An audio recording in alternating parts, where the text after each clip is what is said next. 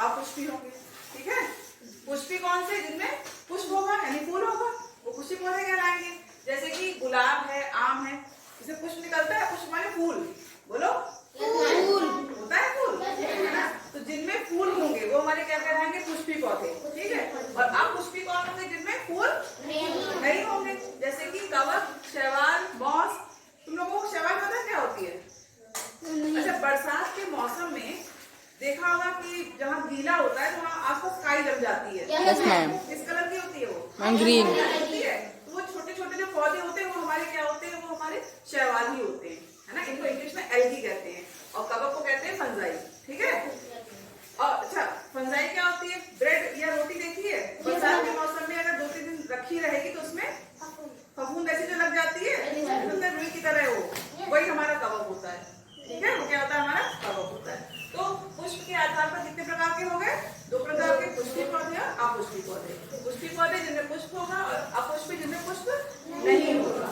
Next है हमारा आकार के आधार पर, यानी कि पौधे का वर्गीकरण किस पे किया है? आकार के आधार पर, है ना।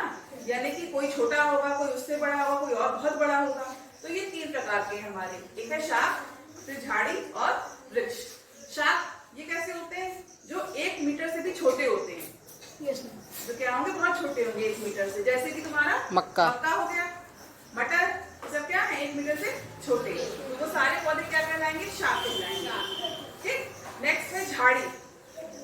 झाड़ी ऐसे पौधे जिनकी हाइट कितनी होगी? 1 से 3 मीटर तक होगी, इतने लंबे होते हैं 1 से 3 मीटर तक। वो हमारे क्या कहलाएंगे? झाड़ी। जैसे कि गुलाब, गुलाब का पेड़ देखा है? Yes ma'am. झाड़ी नुमा होता है ना। तो ये हमारा किसमें आएगा? झाड़ी में आएगा गुलाब। नेक्स्ट है वृक्ष। वृक्ष मत ये होंगे 3 मीटर से भी बड़े, बहुत बड़े जो पेड़ होते हैं। जैसे कि बताओ उदाहरण।